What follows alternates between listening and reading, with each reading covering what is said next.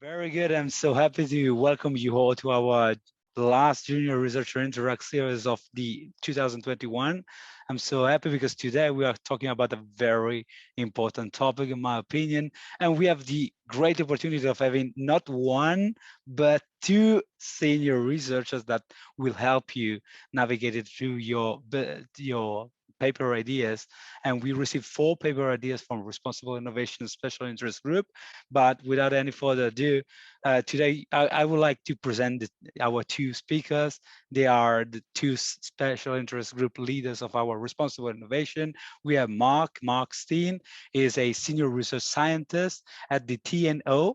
And I would say that Mark is super good at writing books. I read some of his book chapters, and actually he works a lot on applied professional ethics.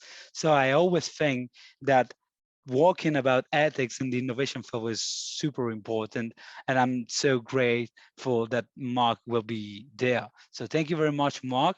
Mark will be the first one who will start discussing a little bit about responsible innovation and making a little bit the framework, what is going on in responsible innovation, and he will give a vision about what is the constituents part of responsible innovation. And we have also an example of a chapter written by Elisa Thomas, which is an associate professor at the university. It's the, I don't know how to pronounce it right, but it's you're not anymore in Brazil, I think, No, right? I'm in No, Norway. a North University in Norway, right? Yes. Very good. But before you were in, I think, University at Stavanger, if I remember, Yeah. and you're working on around this very interesting topic of responsible innovation. And so I'm very looking forward to meet you and hear about you. There is also Melissa, which is joining us. And so without any further ado, I wanted to thank you a lot, Mark and Eliza, for your participation today, and most of all for your support to our 4 junior researchers that will submit an interesting paper in Copenhagen. That's our sponsor at the moment. We are doing this work for Copenhagen 2022. And so the floor is all yours. Thank you very much, Mark. Give us an introduction about responsible innovation.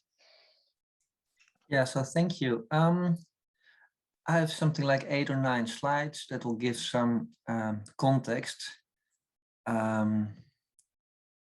This is a possible set of definitions. I've tried to make a couple of definitions because, well, why not? There's a little bit of variety also that we want to promote within the field, I think. To design, deploy technologies and processes in ways that serve people, planet, and prosperity. Here you can recognize the triple P of sustainable development: good for people, good for planet, good for prosperity.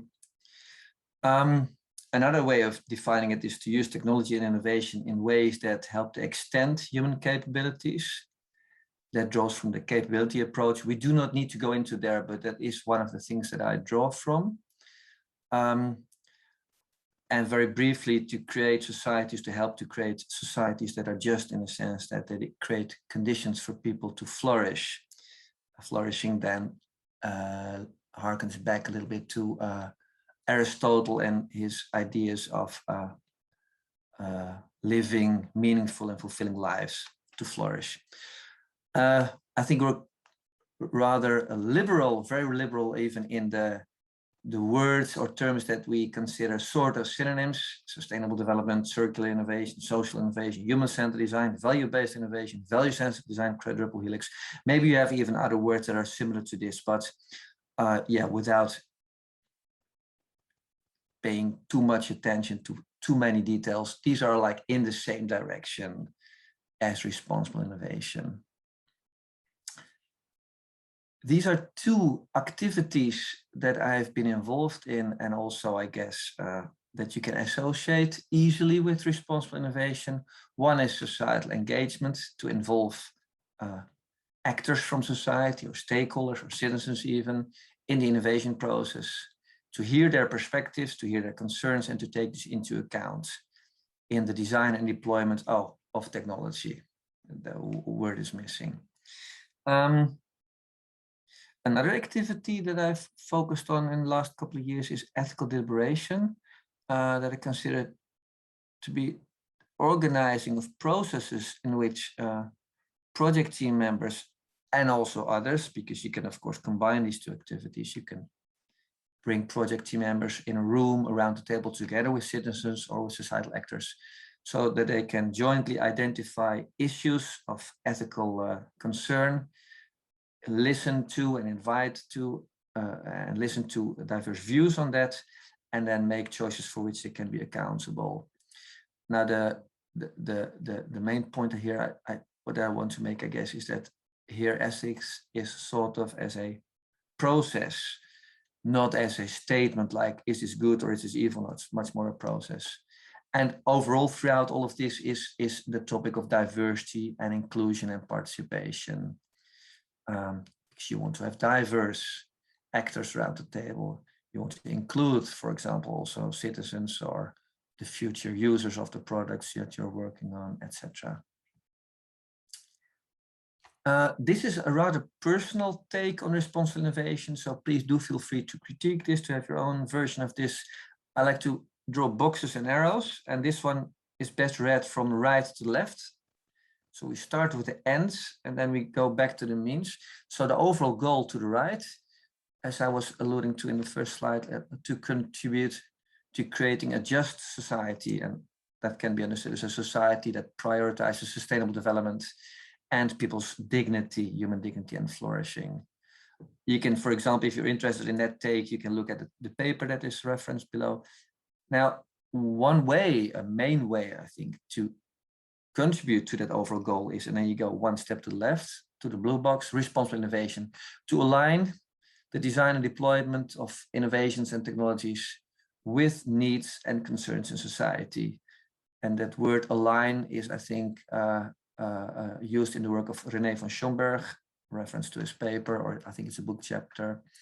So I like to, sometimes people think that responsible innovation, especially ethics or ethical deliberation, has to do with like saying no to things, like there's a barrier here, but I like to think of it as steering, so alignment. You're aware of what is needed in society and of the concerns that are there, and then you align your project with that. Now, one box to the left, to the red or pink or orange, don't know the color exactly. Responsible innovation, the box to the left, a paper by Jack Stilgo and co-authors in 2013 also, where they discuss responsible innovation by discussing 4 key dimensions. It has to do with anticipation, it has to do with responsiveness, with reflexivity, and with inclusion. And Tatiana, Elisa, and what's her other name? Ellen. Ellen, exactly. I was thinking Elena, no, sort of Ellen.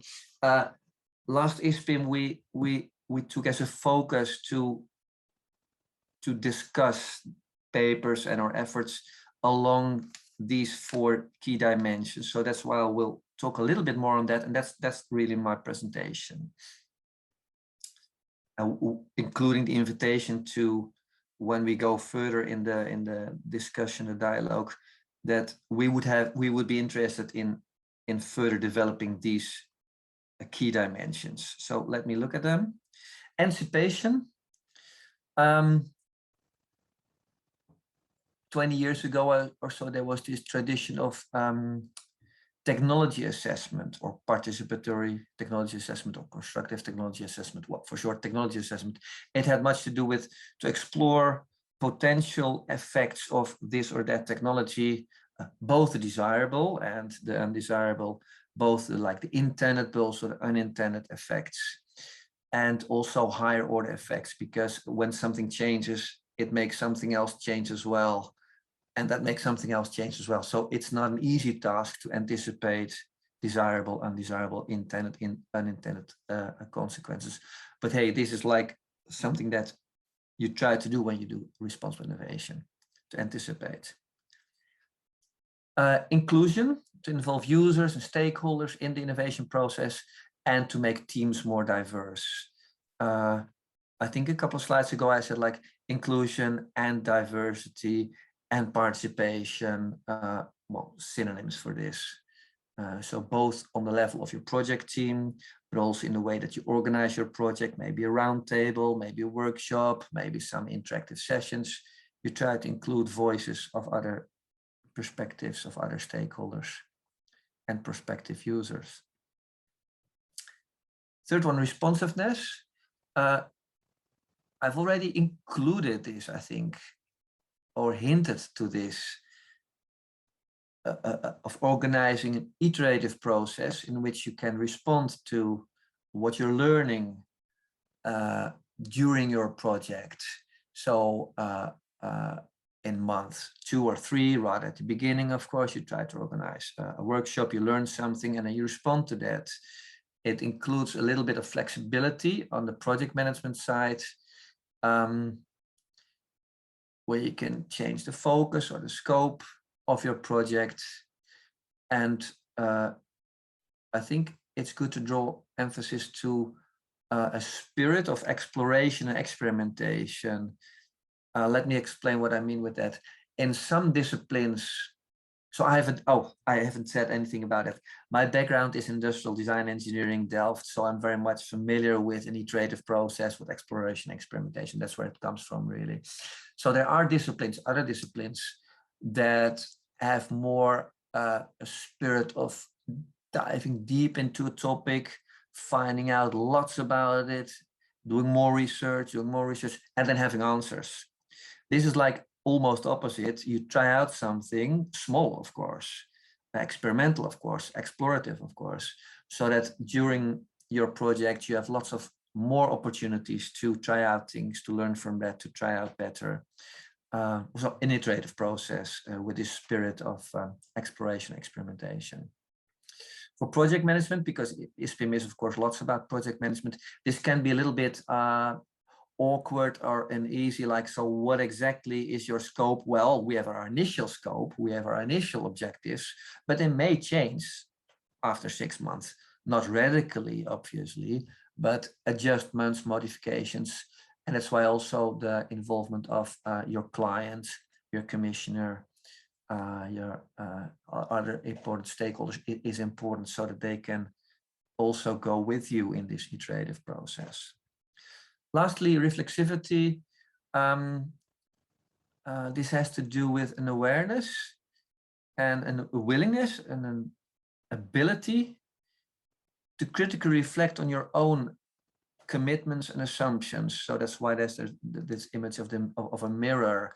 So there are lots of opportunities in project meetings, but also in workshops or interactive sessions, that you, and I'm specifically saying you as well, the person doing the responsive innovation, becomes more aware, more reflective of, hey, this was my initial assumption. Is it now being questioned? Am I now a little bit feeling unstable maybe? Do I need to adjust? It doesn't mean that you also always have to adjust. You can also become more firm in what you want to do, your commitment or your assumptions. But at least it's a way of making them more explicit. You become more aware of it, and you have the ability to critically reflect on them. And if it is useful for the project, you may want to, well, change your assumptions for better assumptions along this iterative process, or maybe modify your commitments or the project objectives because of what you learn during this project.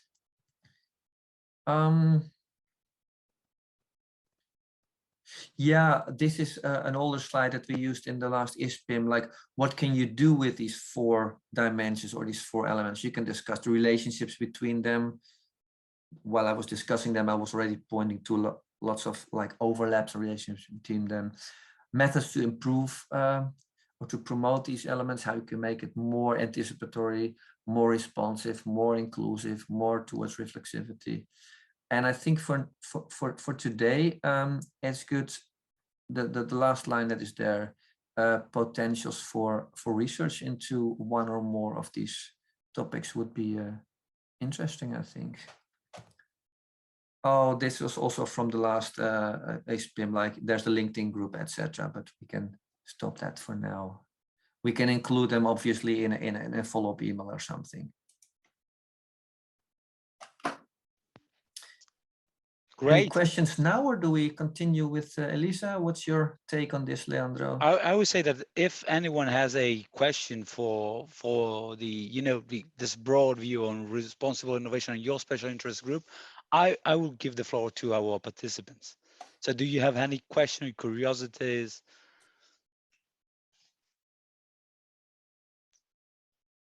It doesn't seem the case yet. But I get a very simple question for you, Mark.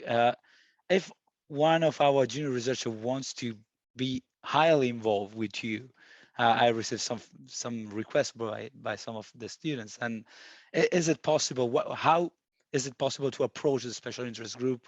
What opportunities of collaboration are there? I think there are as many opportunities as you also create yourselves. So at least it's a platform to meet each other, to share work. And if, for example, now one person says to the other person, hey, we have a topic that's overlapping or that we share. And obviously all of the people now in the room have an interest in doing research, so you can collaborate. And then maybe your question, Leandro, was also towards what can we as coordinators play a kind of role in that? Well, we can point to other people, we can point to resources that we have found useful. Elisa, something that you want to add to that, maybe? Yeah, and if people want to have more meetings like this, we can also organize a webinar or something like this. We have the LinkedIn group that Mark mentioned, and we can organize something there. Also to keep more close contact more often, not only at SPIM conferences. So I think this event today is already a good initiative for us to keep contact, not only during SPIM, but if people want to meet more often, also we can organize then so just get in contact with us, and you can interact, as I said, at the LinkedIn group as well with others.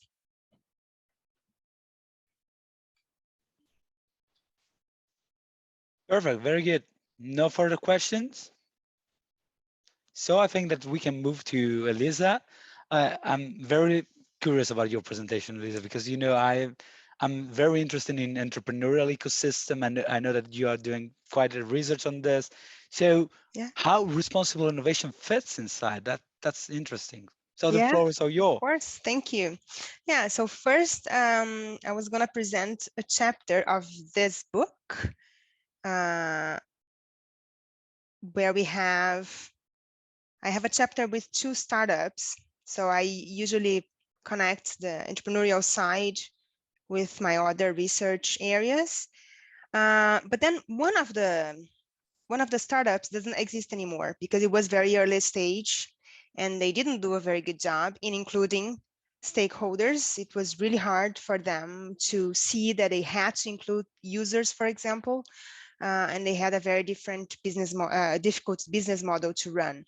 So I thought about bringing one that is in the book and still exists and is a very successful startup, and another startup, because I keep researching the same subject, so I have other cases. So I brought 2 cases to show, and I'm gonna try to just show you how to operationalize these 4 dimensions that Mark introduced. So how do they turn into reality of the startups, right? Can I share here? Yeah, do you see my screen? Great. All right, so I'm not going through all this, but just for you then to remember that it's startups because of their lack of resources, and knowledge is a resource for innovation, as you know, very important, and especially for startups that they need to bring from outside the firm. So that's why we looked into startups and how they were managing knowledge from the external partners and how that knowledge was helping them to develop their products. Just want to mention that the 4 dimensions, they have overlaps. One leads to the other. They are interlinked. So many times it's not a clear-cut difference between one or the other. And these are the 2 case studies. Hacks is the new one that I haven't published yet. And Hand Talk is the one at the book. Hacks produces that device that you can see there, it's for measuring the humidity in the soil. And when the soil is very dry, then the farmer has the data on software, and they can know where in the plantation they need to water and how much they need to water. This is to help save water, which is one of the sustainable goals. And HandTalk is an app and a website plugin that translates the deaf language into sign language, or I mean, the normal speaking language into deaf language, which is the sign. So originally the app worked like this. You show the deaf person showed the app for a hearing person, and it was written like, talk to me, talk to the app. And the person would talk to the app, and the app then translates into sign language. So you can see there's a little guy there. That's Hugo. Hugo talks sign language and makes the translation. So this is the startup. I will try to summarize. I would have like an hour to talk about each one of them, but I'll try to be quick, so to focus on the dimensions. HandTalk, when they started developing the app, they wanted to include the most important, in their opinion, stakeholder, which were the translators. And the translators saw them as a competition. And the entrepreneur told me disruption causes discomfort. And they didn't have the help from translator in the beginning. And he went then to talk to, which we think it's the most important stakeholder, the user, the deaf people, their families, their caretakers, to understand about their pains, about their problems, about how they were solving their lives, because the deaf person doesn't speak the language. I don't know if you know how it works, but I'm not talking about hearing impairment, when the person can use a device and then they can hear, or when they are just deaf from one ear, not from the other. That's not considered completely deaf. And here I'm talking about completely deaf. So people who haven't learned how to speak and how to hear anything, and therefore they cannot not read as well. So the key groups that they included to develop the product were the families, the caregivers, the deaf, in the beginning of the process and in the end of the process as well, throughout the development of the app. And two other main groups, schools and teachers, who shared the main areas of science that they wanted to teach. Because the app, in the end, not in the end, but along the way, the entrepreneurs found that the app was not only to translate when a deaf person wanted to communicate to a hearing person, but it could be also to teach in schools. And now the teachers in normal schools, they were having deaf. It was an inclusion program that they were having also deaf students in their classroom, but they didn't know how to communicate with them. So they shared the main areas of science, for example, for the app to include, to develop. Health professional were other important people that shared the main signs, the difficulties about having, for example, think about a doctor receiving a deaf person in their clinic, and they cannot communicate to understand what's happening and what the person should do, and medicine, and etc. So they also had help from health professionals with the main areas of science and the difficulties about treating this specific type of patient. One reflection related to the inclusion was that the participation of users started for these entrepreneurs as focus groups. They started doing focus groups in the areas where they were from, but they soon realized that that was not enough. The reach was too narrow. You have to consider the size of Brazil. It's a huge country, and there are regional differences in words, in speaking language. So they had to target users in different parts of the country. So they started including as focus groups, but they had to find other ways to include. And then they started participating in conferences for deaf people all over the country, conferences of education. And for example, when they had publishers of teaching books, there they were, because they were trying to reach these three main groups in the whole country. The anticipation, what is interesting is that, as I said, from a translation tool, people started using it also to learn sign language. So hearing people were using the app as well. In the beginning, the app was for the deaf, to translate for the deaf. but people started using the app as well. And then the entrepreneurs anticipated, well, this is what our public needs. So we need to develop that for them to be able to use this more properly. And they developed education tools. They anticipated the use when they saw that the app was being used in a different way. And they developed education tools. This is also responsiveness. They responded to stakeholders' needs and wishes. So they developed these features for education.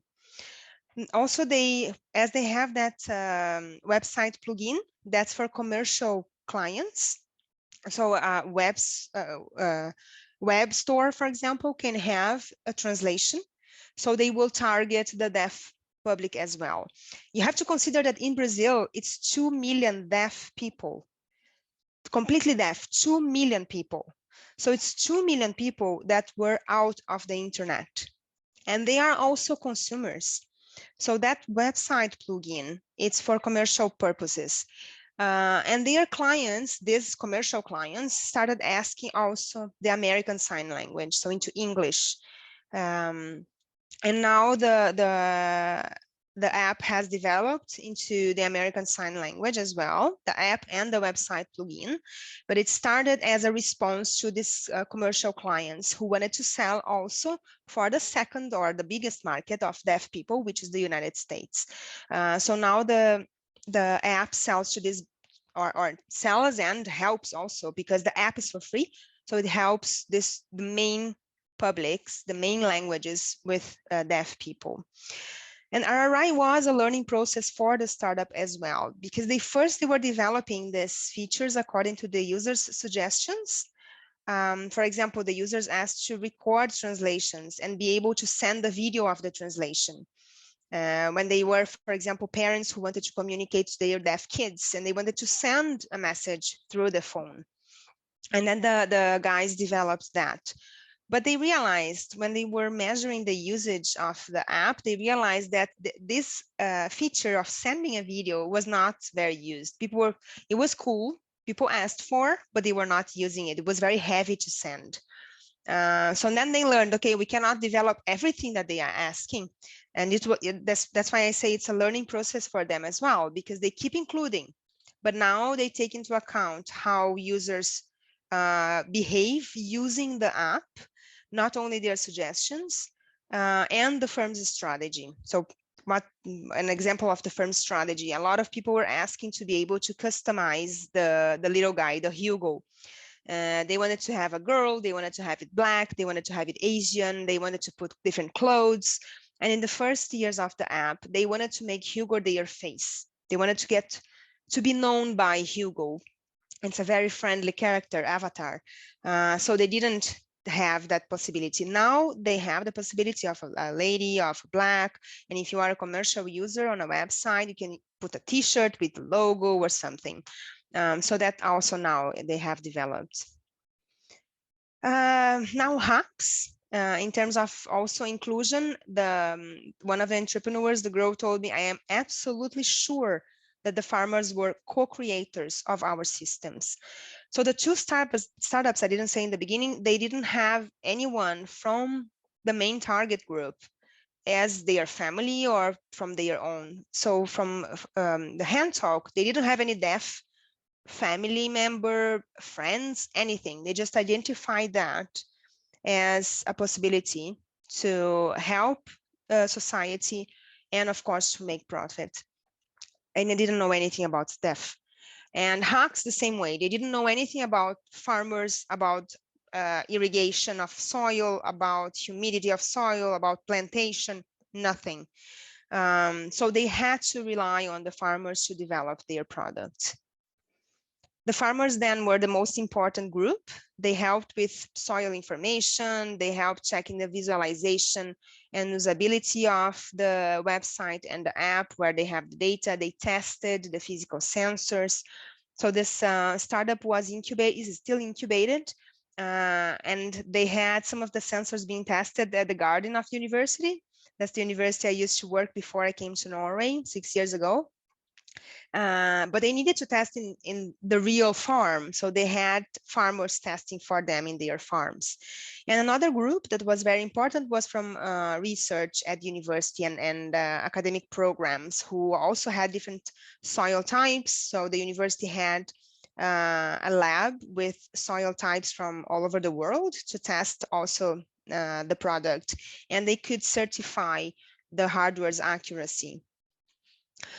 Regarding responsiveness, when hacks entrepreneurs started contacting the farmers, what they learned was that there were already some options to measure the irrigation of the soil, but they were not affordable for small farmers. The farmers in the region where the startup is from are small farms, very small farms, family owned, and usually the farmers don't have education. So they had to build a very, very cheap product in terms of price and very easy to use. And also they realized that the farmers should be able to install it by themselves because they were not gonna hire anyone to install that. Also because of the size of Brazil and they want to export, they couldn't rely on a technician to install. So that's what they were working to develop the product. In terms of the anticipation, also because the farmers in their region and many of these small farmers who are their public, who are their target market, are very simple without education. They had to make the data very easy to read, very easy to understand. And in terms of the reflection, now they realize that they are tackling the first part of the problem in terms of saving water, but it's still up to the farmer to see that that region needs water, but then they put as much water as they think it's correct. There's not an accurate measure of the amount of water being put into the soil. And then what they want to do now is to integrate the measuring system that they have with the irrigation system. So their product will feel that that region of the farm needs irrigation, and that will trigger the irrigation system to water only the amount of water needed, and only in that region, not in the whole farm. So this is the reflection that they have by commercializing the first products and what they need to now do it for the future. So also is a bit anticipation and reflection as well. As I said, it's not a clear cut.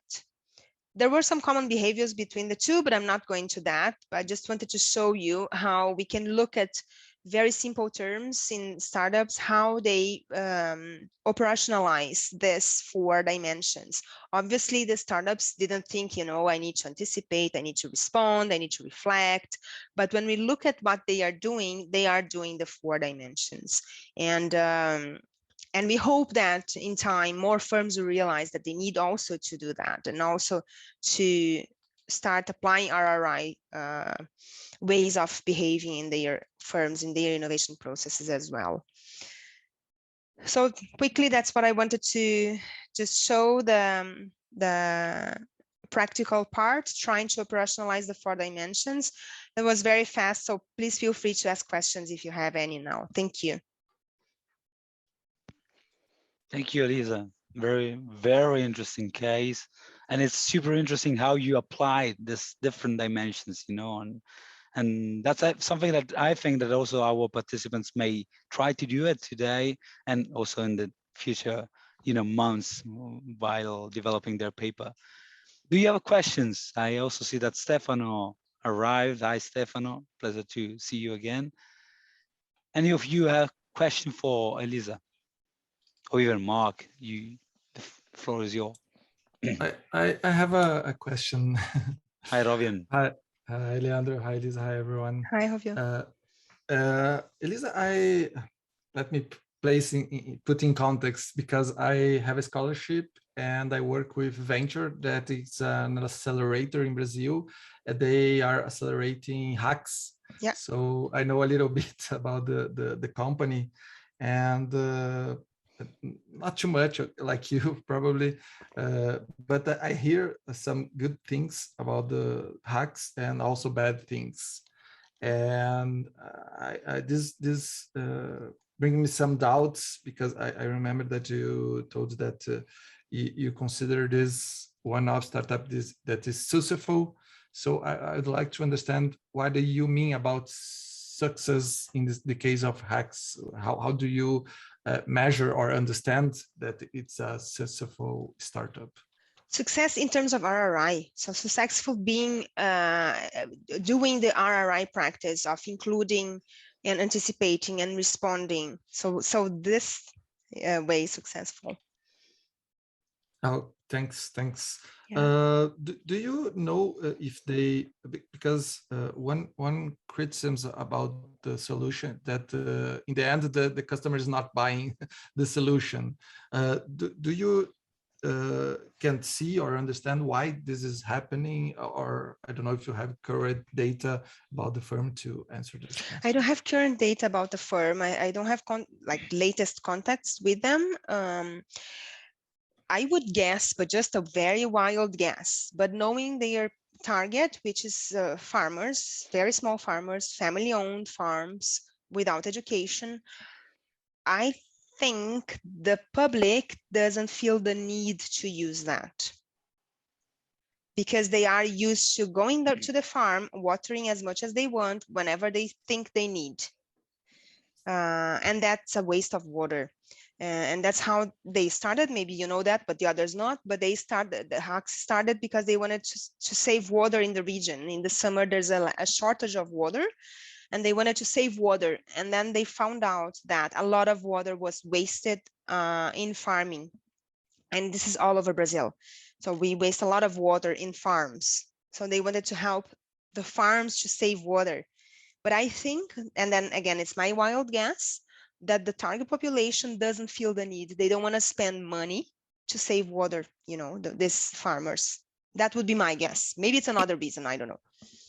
Yeah, I agree. I have the feeling that because people actually don't pay for the water, they extract from the rivers, Yeah, and so they don't see the purpose. I totally agree. Thank you, yeah. Elisa. Yeah, welcome. Thank you for the question. Great. Anyone else? Well, if no one has any question, I will pass to the next session of our, Junior Researcher Interact. As Elisa and Mark already know, we have 4 the participants today that will present their initial early stage paper ideas. And I really thank you all. There is Kavisha, Rovian, Christy, and Zornitza.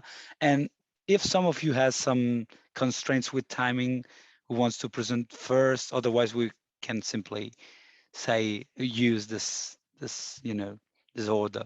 So Nisa, do you have time until 4:30 or?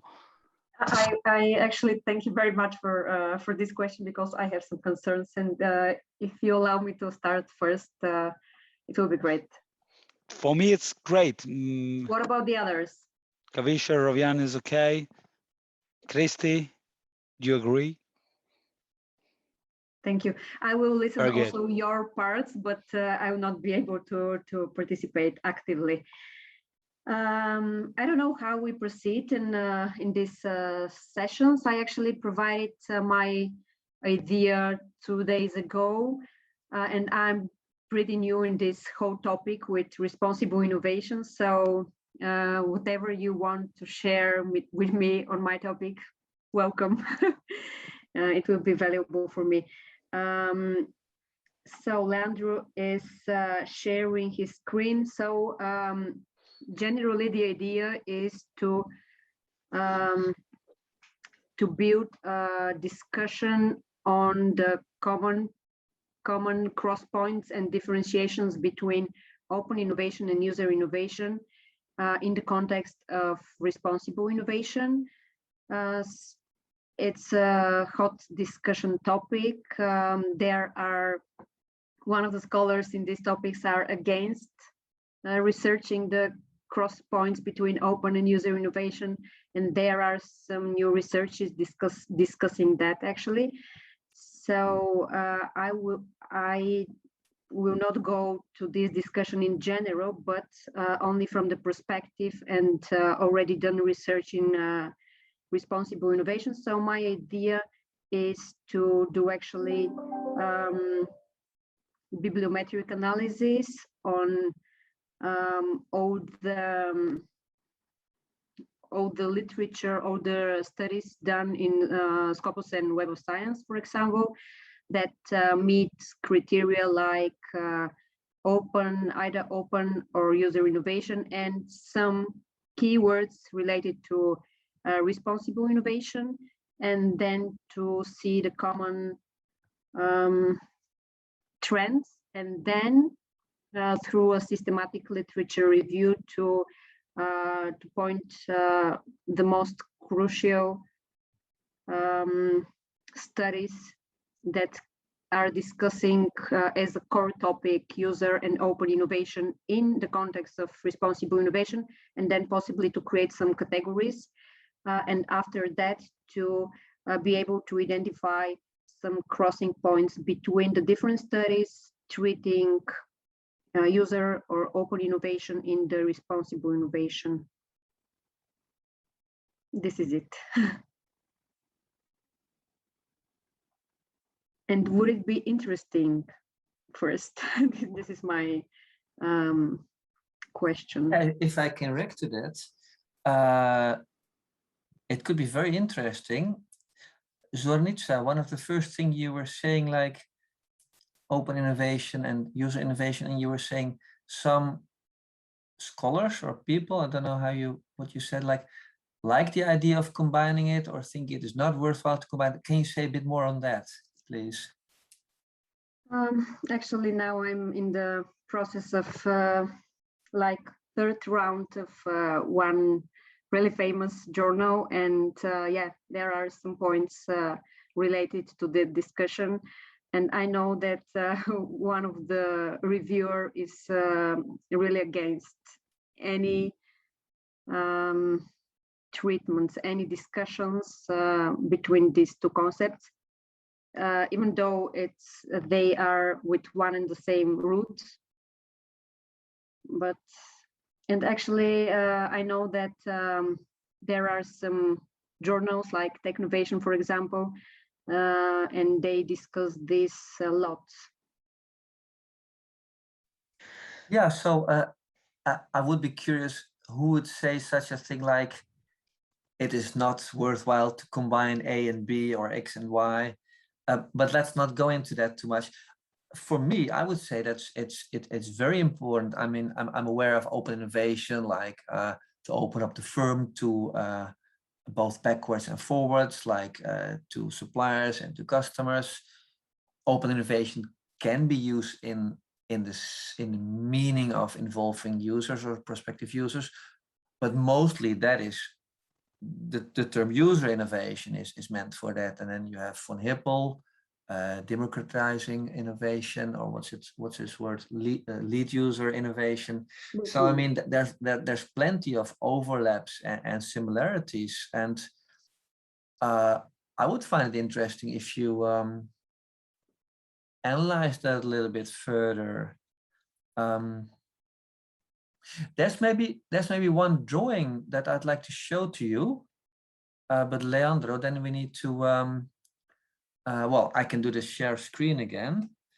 This was a paper of mine of a couple of years ago out of a literature study that I did when I did my PhD into different ways of doing this, and this refers then to bringing researchers and designers on the one hand, and users or prospective users on the other hand, bringing them together. And you see here this diagram, and it's playing with movement. So on the left of the diagram are methods that researchers and designers go towards users, like ethnography, to learn about their experiences, practices, etc. Empathic design. So I'm talking now about the left of the diagram, where you empathize with them. On the other side of the diagram are methods that are more towards inviting them, the users, the prospective users, into the project in a workshop or something like that. And then you have participatory design, co-design, or the lead user approach. You're familiar with the lead user approach of von Hippel? Because that's, I think, already combining the two concepts that you were mentioning in a way. And then on the vertical axis is another tension. On the bottom is an orientation towards finding out what is the case, the current situation. ethnography, strictly speaking, is only about documenting what these people do. And on the top of the diagram is an orientation towards exploring, creating, envisioning, well, what could be possible futures. And design and empathic design, co-design are more oriented towards that. And this diagram has helped me often in teasing out what does somebody mean when they say lead user or user innovation or user involvement. What, is it bringing them to us, or is it us going to them? Is it documenting what is the case? Is it creating new opportunities? So maybe this is not meant to plug my work, but it's only meant like this has helped me to further discuss a general orientation or commitment that this or that method aims for. I will stop sharing now so the screen is again to all of us. Zornica, does this make sense to you in any way? Maybe useful? Absolutely makes sense. I want also maybe starting from here, from methodological perspective, just to cluster the current studies and then to ask some questions like how to engage these users, part of the user innovation model or open innovation model. So I'm still thinking about this because I want also to be some kind of a contribution to practitioners. Yeah, I think if I can. Yeah, oh, sorry, Elisa, go ahead, please. No, I was going to say, I think there's definitely value in identifying the differences and similarities between the models. I would be concerned only with the open innovation concept when you use it, because that's, you can fit in the whole world in the concept. Then you're going to have a lot of things to analyze. So if you can just streamline, open innovation to whatever is related to users, then you can have a more approximate result that you can compare. Otherwise, it's going to be very far from everything and very close to everything, because, everything is inside open innovation. So yeah, exactly. That's my Thanks suggestion. very much. And this actually was one of the things that I wanted to use to narrow the research. And I also, maybe I need some more. Yeah. Mark? Yeah, I think that's a very helpful comment of Elisa. Like, there are scholars to say open innovation is like, well, any collaboration during the innovation process with people outside of your organization. Well, that includes like too much often. Yeah. No, what I was going to say, Zornica, is reflexivity. What is your assumption? You don't need to answer it now, but it can be helpful during the rewriting or editing. What is your assumptions on let's focus on this user innovation involving users during the innovation process? What are your assumptions? Like, do you think they can be creative? Do you think they can be help evaluate? Where do they fit in the innovation process? Like in the start generative, at the end evaluative, maybe both. What's your objective with this? Do you want to empower them? Is it more like towards political activism even? Is it what is it? And then you can be honest and reflexive about, well, what do you want to achieve? What's your role in this? And this it doesn't have to be a diary paper in which you say lots about yourselves, but a little bit of making explicit what is already there in terms of assumptions or commitments. Yeah, and by discussing this, actually my idea becomes clearer and clearer. And actually, I want to answer these two questions. Who are these users? For example, we have this category that are citizens, this category that are teenagers, this category that are workers in some polluted areas. And the second question is, when exactly, what you said, Mark, when exactly they participate in the innovation process, and possibly how.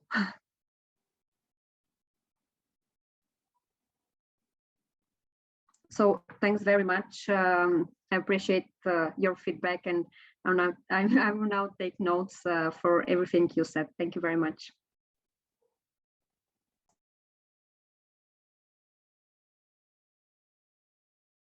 yeah, good luck with the research. Very good.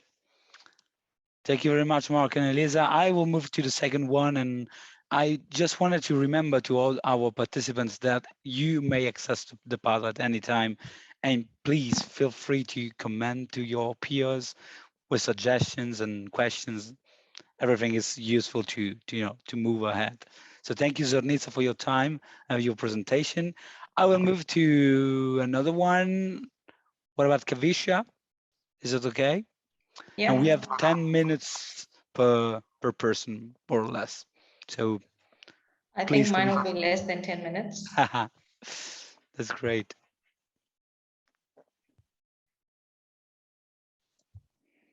Okay, so the title of my paper is Design Thinking as a Mindset for Change. So innovation has mostly been linked to technology and maybe social innovation, and not so much orientated towards economics. So the SDGs that the UN has set out, it seems ideal, but there's a lot of uncertainty surrounding how it can be implemented. So design thinking enables individuals to act as change agents, and it brings forward what people are experiencing. So the problem, for the world to move towards sustainable development, there has to be a substantial amount of economic development. So traditional economics is not adequately serving the needs of the changing society, and innovation as a concept can be viewed as a means of creating new value.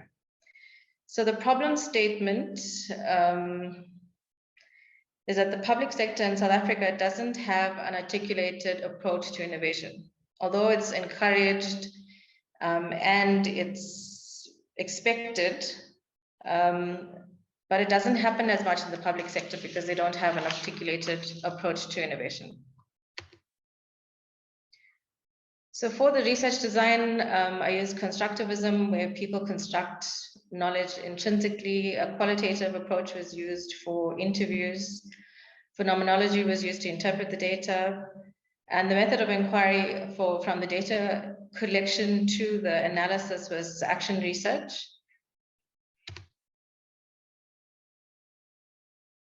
So for the action research cycle, Kolb's learning cycle was chosen. The reason for this was that the problem statement was to introduce an approach to innovation. So therefore I chose the learning cycle. So for the experimentation phase, I held a workshop recently with government officials from the Economic Development Unit. And one of the key findings was that they are aware that the government's role is to provide an enabling environment, but many are unsure of if they're achieving this, or sometimes they don't even know how to go about it. So some of the key functions that were extracted from the Economic Development Unit were research, investment, job creation, industry support, and social upliftment. So they found that using design thinking gave them a greater insight into what is happening compared to the way that they usually do things. For example, firstly, when we looked at research, one of the potential end users that we looked at was doctoral candidates. And one of the things they found is that the research that the funding that they provide don't even reach doctoral candidates. So they found problems with the funding mechanism. So they found lots of things where they can become more effective. Another thing is that there isn't much of a flow of completed research into the knowledge economy, and that is the purpose of research. And the feedback from the workshop was that they would definitely find it useful in improving their outcomes. So the contribution is improving approaches to economic development, especially in the VUCA environment of government. Another one of the key findings was that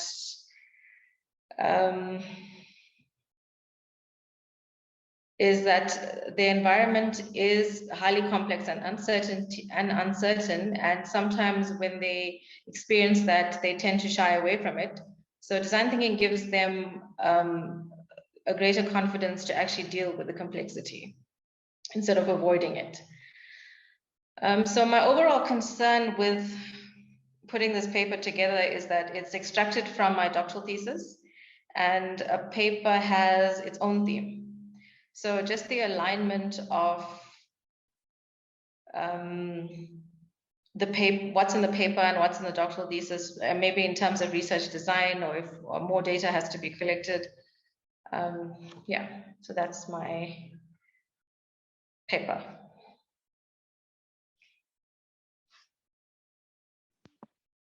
Thank you, Kavisha. Do you have some specific question for Marco or Eliza, or you can go ahead with questions to Kavisha? Yeah, the only thing is just maybe as I go along, I will come across issues along the way, but just in terms of extracting papers out of a doctoral thesis, because there are many papers that you can extract with different themes from it.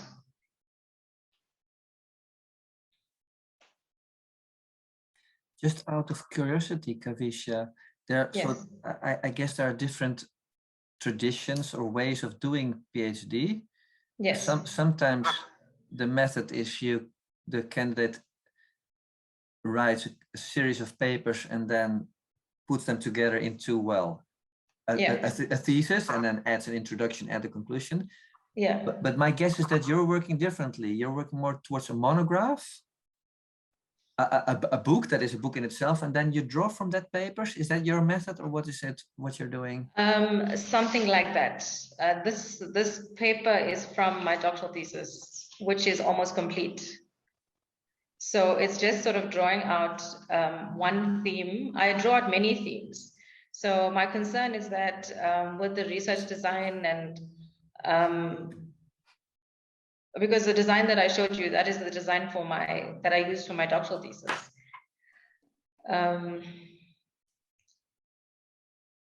So I think as I go along writing the paper, I might see places where I could make adjustments. I would be very curious. What is the research question, or the objective, or whatever way you want to summarize it, like of the paper that you're now considering or busy writing? What is it exactly? That is what I need to come up with, a specific research question for the paper, because my research question for the whole doctoral thesis was to introduce a new way of innovating, and it had 3 objectives. So I don't think all those 3 objectives would be relevant to the paper. So that is where my sort of confusion comes, is to try and actually put the paper together. Yeah, and maybe it can help if you mention these 3 larger objectives of your entire thesis project, and then we can maybe explore which one will lend itself for setting it in isolation into a paper. Would that help? Okay, so the first objective was to look at challenges to implementing sustainable development, and the second was to look at the execution of design thinking, and the third was integrating design thinking into the organization.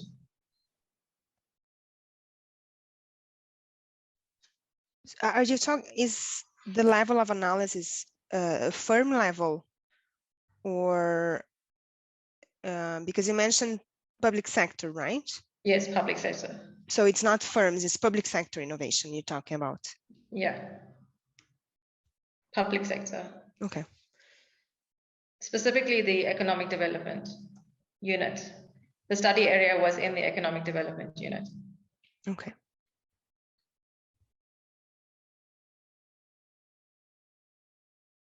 So you're looking into, I'm a bit confused, into how design thinking could help Improve economic development outcomes. Within that unit. Yes, in that unit. Okay. Because the way they do things now is more traditional economics. Like for example, the first with research, they would provide funding, and so there is a lot of issues with economic development in South Africa. So it is a new way of looking at things is much needed. Kavisha, do you want to do new research, or do you want to like draw from mostly like 90% of what you already have in this new paper? What's your idea on that? Ideally, to draw on the research that I have. So because if it means collecting more data, then I'll have to, which I don't want to do. No, because I do have a lot of data. Yeah. So yeah, let me. I wasn't maybe specific enough. Yeah, the data you have enough of. More like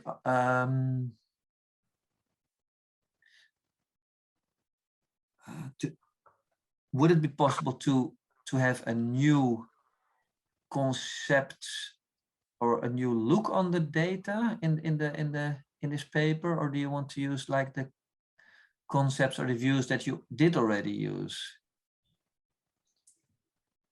Well, I could look at it in a new way. Depends on how the paper comes together. Yeah. What I presented so far, that's just my thoughts so far. Yeah. On the paper.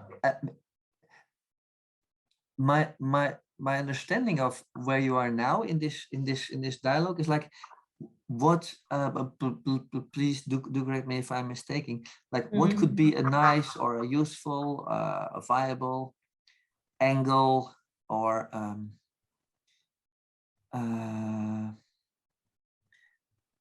part of my thesis that I can make a separate paper out of. Is that the question you now have? What could be the part that I can make a separate paper of? What angle? Yes. Yes. Hey, and you were mentioning three: something with challenges, something with design thinking, and something integrating design thinking into the organization. Is one of these three close to your heart at the moment? Like, do you have a motivation to work on that? Yeah, I think with this paper, the first one might be more relevant to this paper. And that's more looking at how sustainable development links to design thinking.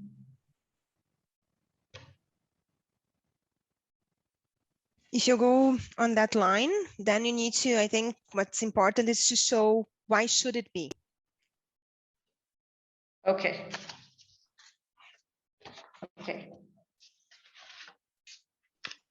So then I can center the research question on how sustainable development is linked to design thinking.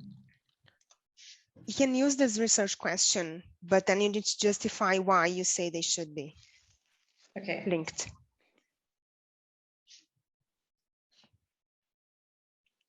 Okay, thank you very much. Thank you very much. I'm pretty sure Elisa and Mark will be still available in case you have other questions. Yeah. Because if we had more time, I would be inclined to dive a little bit deeper in this. And speaking just very personal for myself, I loved very much the way that you, like in the beginning of your talk about like how design thinking can help to something change agents. And that stuck with me as an interesting. And if I were to zoom out on your project, the little that I heard you talk about, like it's always difficult to get things moving. It's even harder to keep things moving. It's really hard to implement change and to affect change. And then, yeah, in a way, design thinking can play a role in it. But then I would be very critical also, like, what do you mean with design thinking? Is it enough to put people in a room and have them post-its on the wall?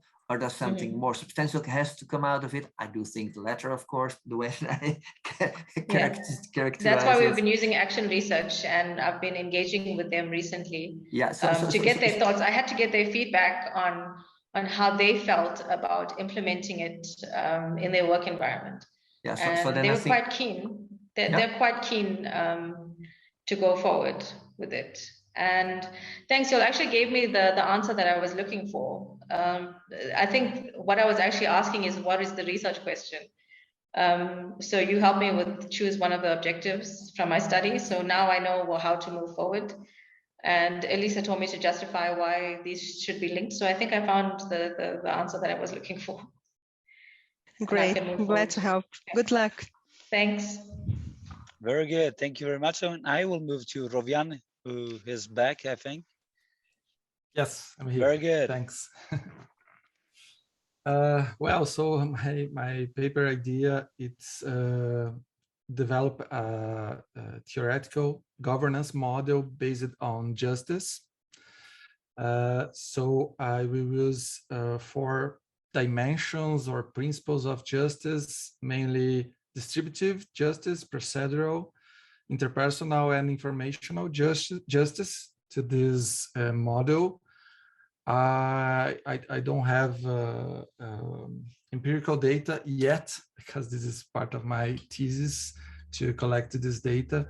But the main idea is that when you decide to join an ecosystem or a platform, imagine that we have some options, but we can choose only one. So probably, I believe, or at least some, my literature review showed this for me, not in the context of ecosystems, that we will try to choose the one that we put, we have less inputs and more outcomes in comparison to the others. So this is, we will understand as fairer than the other options.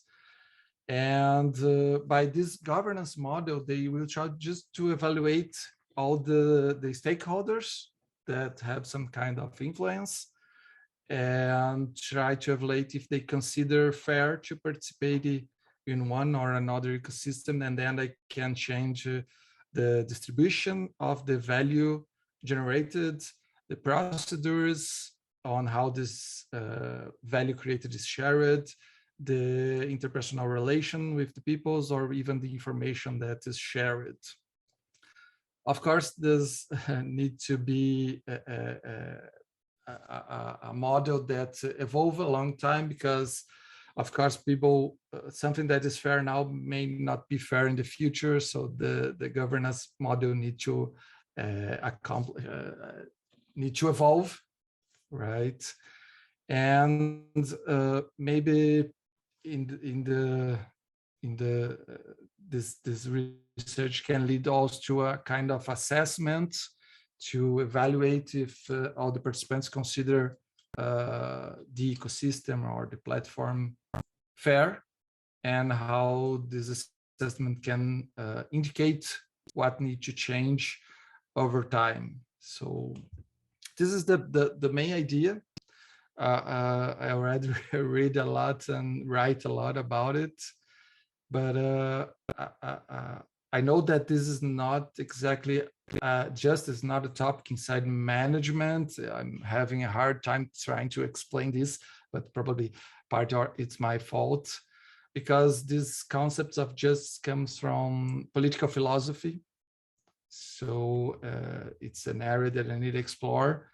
Now I'm trying to better understand governance in this broad sense of rules that or norms or regulations that firms can establish to coordinate this multiplicity of actors.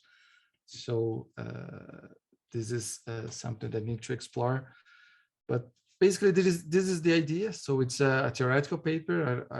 I have some literature reviews, and if it's possible, I will try to bring a case study, kind of try to validate this theoretical model.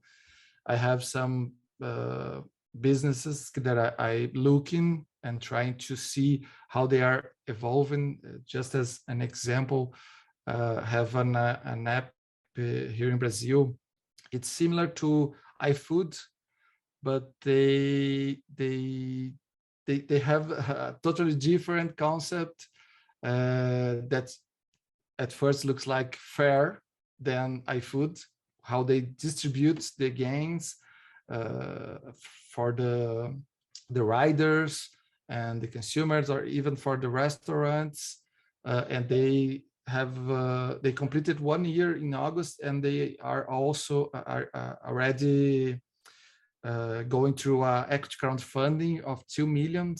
So they are growing fast. So I understand that it could be an interesting case to compare if they are really perceived as fair than other options that are already in the market. So this is the broad idea.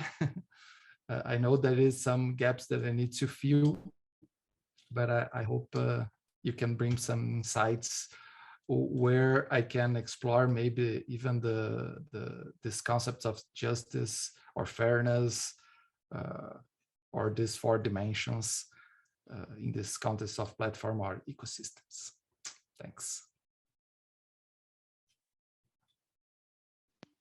Great, very interesting, Rovian. And well, I don't know. Do you see some I don't know even how to say it, some convergence between the 4 dimensions presented by Mark and your, 4 dimension of justice? I don't know if you see it, if it's feasible to do something like this, and I don't know what Mark thinks about this.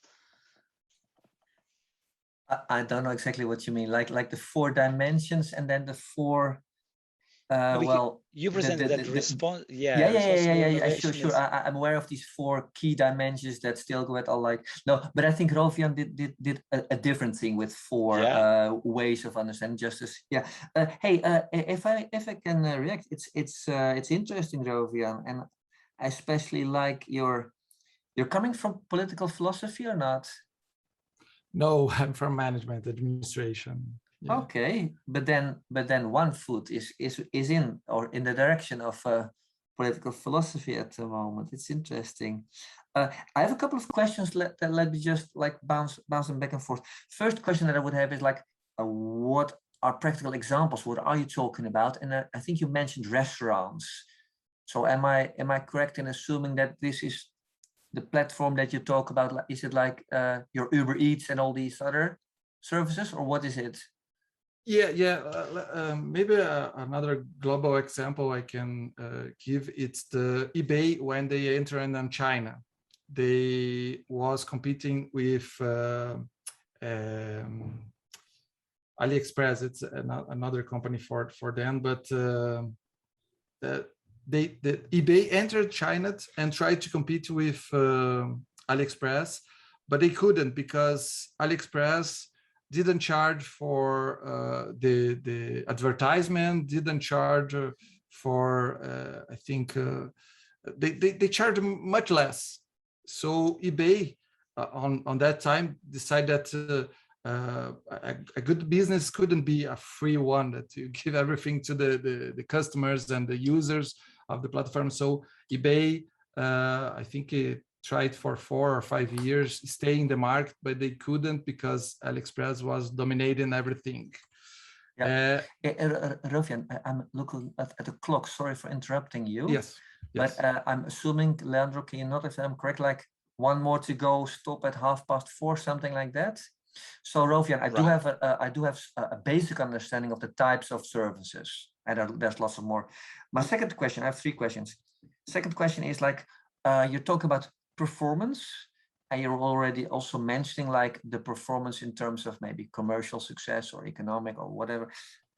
But I'm assuming, but this is also like assuming, please do correct me, that do you assume that something is currently unjust with these platform-based ecosystems? Because otherwise, why would you be interested in justice? Yeah, good point. I'm not assuming that they are unjust. So, but I will need to go to the fields and understand what the users perceive. They perceive the platform as fair or as unfair, right? So probably I'll go with multiple case studies, but no, I'm not assuming that they are unfair. Hey, but, maybe my question is a little bit confrontational, but I mean, I think you can easily say that some of these platforms are patently unjust. I mean, Amazon is infamous for the drivers paying them very low wages, the people working in the warehouses, forbidding them to unionize, etc. I mean, I would easily make a case that some of these platforms are unjust, and that's why I would welcome like a study of justice. And I do like that you tease that out into distributive, procedural, interpersonal, informational. I think that makes a lot of sense. Last question is, what is your and of course Elisa has also time to react. What is your political philosophy, or what could be your political philosophy angle on this? Is it roles? Is it somebody else? Is it the capability approach, my favorite one, or not? What is it? Yeah, I'm kind going with Ross, but not entirely. I see the reflective equilibrium that they use, that you interact back and forth and try to find the best way. I see this happen. Like I'm using this justice theories, but we can already see this happen. I'll give another example. For example, we have Apple, when they launching the iPhone and iOS and the Apple Store, they started close it, and then the market jailbreak the operational system, and then they start to make the platform more open. Because of course, if someone was jailbreak, it's because I understand that it's kind of unfair. And then they start to open. So they start to move to a more open platform and include these third-party developers. So I see this happen because they are changing the process, changing the distribution. And it's more like I need to better understand how this could be framed in a governance model. Then I see this happen actually. I don't know. Is this your first like chapter or first paper where you are in your PhD? Where are you? Yes, it's on my thesis is my first one. Yeah, I would be interested in a full chapter on justice in this kind of platforms. What do you mean with justice? Because if you take, for example, property rights and the entrepreneurial spirit and what have you, if you take that seriously, Jeff Bezos could say, it's totally justice what I do. It's within the law. And what else is there? And then Rawls would say, well, what about something? Amartya Sen, have you heard of him? No, I think no. Amartya Sen is one of the people putting forward the capability approach since 20 years or so. I wrote about it. The capability approach, I think, is a very useful way of combining both freedom and justice. I can send a link to a journal paper that I also introduced a little bit. You can easily make connections with technology also with that capability approach. Yeah, so a critical discussion of what different people can mean when they say, well, it is just or it is unjust. Right. To what measure, from what perspective? That would be interesting. Elisa, anything you want to add? Yeah, I think you made a good suggestion and very good questions for him to reflect. I just want to make a comment methodologically on your knowledge gap. There's nothing about justice, and then the literature is justice. So you need to, of course, you just have a little bit here. It doesn't mean that you will have that on your thesis, but just that was just something that came to my mind, you know, that the knowledge gap doesn't have anything about justice. But I think you have nice material to work with. And as Mark suggested, I think one focus that you should have a chapter or something, a session, is on what is justice then on platforms. Right. Thank you. And thank you for the chapter as well, Mark. And last, but of course not least, it's Christy. Christy, do you have something to share, or do you want me to share your document? I made a couple of slides, so very I good. can share. Sorry, I hope I won't be keeping you too long. Do you see the Yes. screen now? Sorry. There we go. You see it the right way now? I see it still in the non-presentation mode. Oh, okay. Can I just have it like this? Is it okay? Can you see it? Yeah, that's perfect. Yeah, yeah, we can see it. Always technical difficulties. All right, well, I'll be brief. My paper is about motivation in a living lab user panel. So the background is kind of, I've done 1 year of my PhD, so I've done a scoping literature review about user motivation, and I found there that three things mainly seem to affect the motivation of the users. And it's the ownership of the innovation process or the problem that we're trying to solve by innovating. It's also the incentives provided, whether or not they should get paid, for example. And then it's trust, very briefly. The research project that I'm affiliated with is collaborating with the Norwegian SmartCare Lab, who are establishing a user panel. And so they were going to have a workshop with their user panel to see how they can be a good facilitator of innovation activities, what kind of are the needs and the preferences of the users. And so I jumped on the opportunity to try to see if the findings from that workshop would fit with what I've seen in the literature or not. So I was part of facilitating that workshop. We conceptualized the motivation in before, during, and after the innovation activities. I'll say a little bit more about it. So the Norwegian SmartCare Lab have done several innovation activities. Elisa and I and Judy wrote a paper about one, which is a virtual user workshop. And so afterwards, I would interview them and talk to them about how they experienced the recruitment, and how they experienced the methods that we used and the contents of the workshops.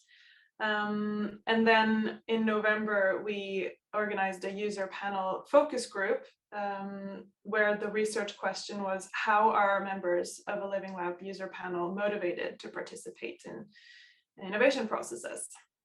And hopefully our co-workers in the Netherlands are going to do a similar workshop to see if they find any similarities or differences in their user panel.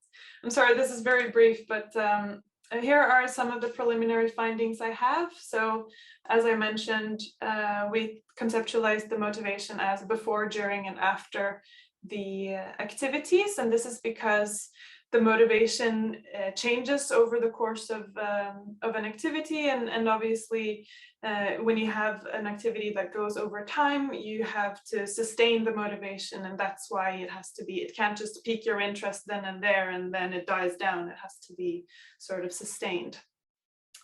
So before the motivation,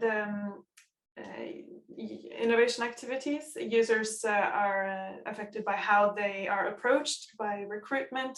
Is it someone they know? Is it via email or via telephone? That type of thing. It's also important for them to have the right kind of information and enough information. Some people want to prepare beforehand, and with the workshops we've had, users have printed out everything we sent them, and they went to the website and they printed it out and they brought the folder, and it's so some people like to come prepared. And obviously the theme that we are innovating about has to be relevant or interesting to the participants. During the day or the activities, it's important, as I said, to establish ownership, and that the users feel that their contribution actually matters, and not that it's just to tick a box, tokenism, you know, probably what I mean by that. It's also important that the facilitators are good at keeping time and good at making everyone feel heard, making sure that they are challenged, but in a good way. And then they've all mentioned that they enjoyed the group activities rather than the one-on-one. And then afterwards, what I found interesting is that they mentioned a lot that they want to know what's happening now. It's I participated, I've given my time, I've given my energy. What's going to happen with the results? So it was very, very much emphasized that follow-up is important, and they want to know what's going to happen going forward and what did my contribution do. And the incentives, they actually don't really want to get paid necessarily. They don't want to be professional. This kind of resonates with one study that saw that users felt it was too much a commitment if they were getting paid to participate. So that's an interesting finding as well, I think, for living labs or for firms or for whoever wants to involve users, should they pay them or not? It's maybe not actually. Maybe just a token or a little sticker or a tote bag. So that's very briefly what I've done so far, and I would love to hear your thoughts. I especially have two questions that I'm struggling with a little bit, and that's how to strengthen the link to responsible innovation research. Right now, it's very much in philosophy, in the motivation or psychology. But I really want to be an innovation scientist, not a psychologist. So how to do that. And then when we get data from the Netherlands, I also am curious whether I should try and contrast and compare them, or whether it should just be taken as one whole data set and analyzed as a whole. So that's it, please. And if you have any other suggestions, I would love to hear it. Thank you for listening. Great job. Really great job. Really interesting, Christy. You are super clear. What do you think, Elisa? Yeah, thanks, Christy. Very interesting to see your work.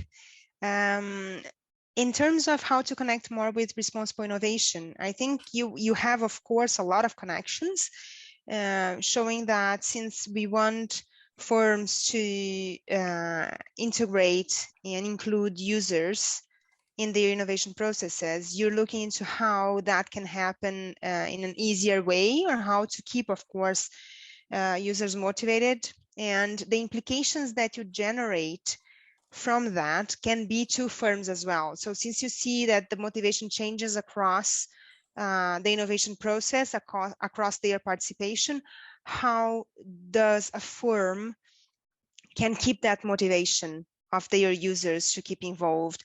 So I think if you justify that we want to increase firms, including users, and then you have in the end some contributions to firms, that's a way that you come closer to innovation process and to the innovation management field. Thank you. Yeah. What was the other question that you had? One was how to connect responsible innovation. Oh yeah, if you compare, contrast. The Netherlands, yes. Yeah, I think it depends on what data you have, you get from them. You know, if it's very similar, you of course you will analyze whatever you get. So if it's similar, you will say, well, two countries, you know, different cultures, but motivations are the same or are similar. If they are not, then you can do either two models, or you can do one if they are, if it's possible to mingle them, to match and create one. Then you have maybe something that can be applied to other cultures as well. So it depends on what data you will receive from them. Always the comparison needs to have a reason, you know. Right. So Judy was telling me that also one of the intentions was to compare this and that you two had from comparing the living labs. It was, now I remember. And then I asked her, but why? Why do you want to compare? What's the research question that you want to find out with comparison? So comparison is a method to reach something. So what do you want to reach? That's what you need to think, because comparing needs to have a reason. That's a good point. Thank you. Yeah, welcome. Mark, do you have something to add? I liked very much your your advice, which can be generalized to like all kinds of research, like what do you want to find out? What are you curious about? What do you want to, well, study? And then the methods follow from that. It can be the other way around, but then please write it up as if it happened the other way around. No, seriously, I think, Christy, you were saying something with motivation. Sounds like it is in the domain of psychology, how to make, how to contribute or how to be part of more like the innovation management perspective. Maybe this can help. Where I work, I have lots of colleagues with psychology backgrounds, and I often find myself drawing attention to the non-psychology part of, well, that to many phenomena, there's also a non-psychology component. In sociology, sometimes the words agency and structure are used, where agency refers to like what people can do. Maybe psychology belongs there, probably motivations and competencies belong there. And the structure side of it refers to the context in which they operate and which can be conducive to what they want to do, or can hinder them, or can help them, support them, or so processes and culture would go into the structure side of this way of looking. So a suggestion then could be to just acknowledge that both sides are there. So users and user involvement in these workshops, well, there's an agency side to this phenomena that can be done with psychology and motivations, but there's also a structure side to this, like how can you facilitate behavior from the structure side of this, and the structure side, I think, is more towards innovation management, where you have like this larger view. You were giving an example of financial incentives. Do they work or not? There's also how you structure their participation. Do they come back or not, or is it one-off? So this is all in the structure side of organizing. Maybe that helps. Can you say a little bit back to that? I think I really like that that way of looking at it, because that gives me a starting point to kind of discussing what I bring into the equation as well, which is the psychology motivation side of things, which hasn't been explored that much, which is why I was curious about it. But obviously I have to relate this back to, as you say, the structure, the methods that innovating people have to rely on. Like we heard about design thinking today, for example, we heard about open innovation or user innovation, and those are all structures, right? So how does motivation feed into that? I think that's a nice way of looking at it. Thank you. Welcome. I'm putting in the chat a page on Wikipedia. I haven't looked at the page, but the title is Structure and Agency, so possibly there's something useful there. Thank you. But I cannot be accountable for the quality, of course.